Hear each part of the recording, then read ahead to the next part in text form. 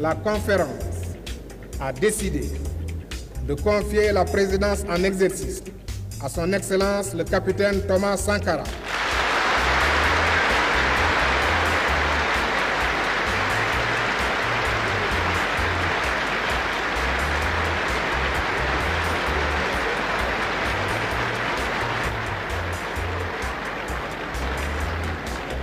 Président du Conseil national de la Révolution, président du FASO, chef de l'État.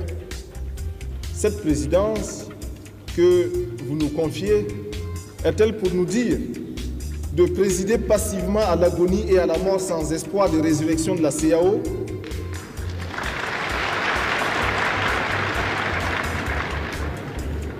Nous contentant de rendre compte de ces différentes étapes et assumant la responsabilité de l'échec face à nos peuples et face à l'histoire?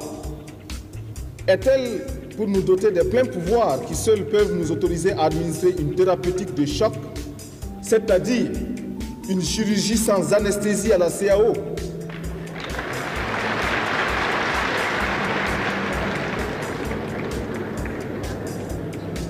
Sans tuer le malade, il faut tuer la maladie et radicalement.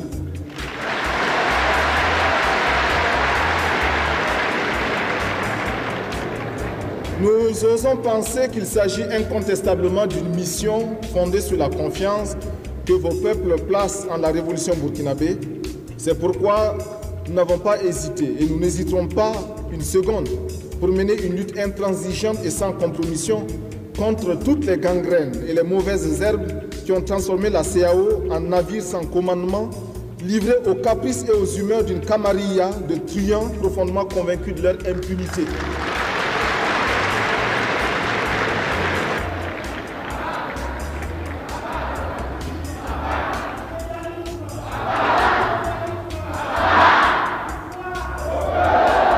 Pour ce faire, un engagement solennel a été pris.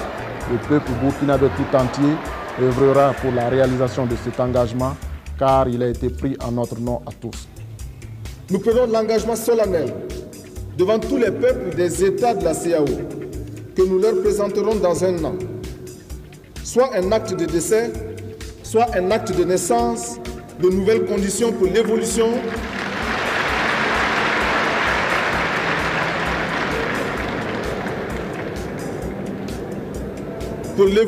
d'une communauté débarrassée du laisser-aller et du laisser-faire antérieur.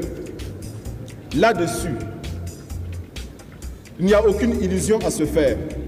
Notre crédibilité et notre dignité nous imposent de respecter scrupuleusement les engagements souscrits auprès de nos partenaires financiers. Il nous reviendra de savoir mériter leur confiance par notre humilité, l'austérité dans notre train de vie et notre rigueur dans la gestion quotidienne des finances qu'ils mettront à notre disposition pour la réalisation des projets en cours ou à venir. À travers les articles de presse, l'opinion internationale, nos peuples et nos amis sincères de par le monde ont appris qu'au moment où l'ignorance, la faim et la sécheresse sévissaient de plus belle dans nos pays, une bande de joyeux copains et de coquins empilait nos milliards sous le paillasson dans un scénario digne de celui d'un feuilleton à scandale. Mais que l'on se rassure, nous en rechercherons les coupables et pour cela, nous ne nous laisserons point divertir dans l'espèce de Colin Maillard dans lequel on tente de banaliser le crime et de laisser fuir le criminel.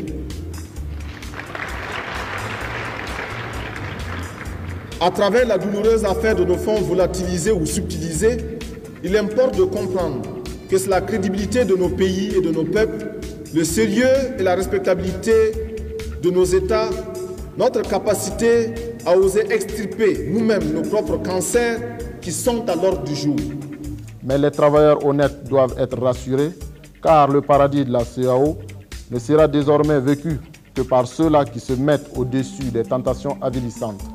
Fini la gabégie, fini les vacances payées aux frais de la reine, fini les villas luxueuses acquises sur le dos des masses populaires, adieu les maîtresses entretenues à grands frais.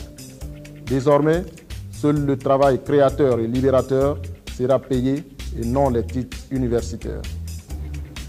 Les cadres de conception, surtout, se doivent de réfléchir profondément aux défis que leur peuple leur lance dès aujourd'hui. Devront-ils continuer à n'être que des consommateurs passifs des fruits de la réflexion, des recherches, de la créativité, des inventions des autres? Ou alors, sont-ils prêts à se reconvertir profondément pour devenir de vrais inventeurs de l'avenir des peuples? C'est Albert Einstein qui affirmait très justement que Dieu est un savant, pas un magicien. Il s'agit présentement de le prouver, en comprenant que votre bonheur ne se calculera plus en nombre de comptes privés ouverts dans les illustres places financières internationales, apparemment au-dessus de tout soupçon, ni en nombre de villas luxueuses, de maîtresses entretenues aux frais de la reine, etc. Autant de pratiques honteuses et indignes que des responsables issus des zones les plus pauvres et les plus démunies de la planète. C'est votre capacité d'invention scientifique qui vous sera désormais rémunérée et non plus votre art à jongler en bon magicien pour vous fabriquer des millions de francs sur le dos des masses populaires miséreuses, illusionnées et mystifiées par vos seuls diplômes et vos seules références universitaires. Le président du Faso devait ensuite stigmatiser certaines pratiques des huis clos des chefs d'État et appeler l'ensemble de la communauté à réfléchir sur le train de vie de l'institution qui insulte la misère de nos peuples. Les faits sont là. Objectif est têtu. La CAO est plongée dans la crise la plus profonde de sa première décennie d'existence.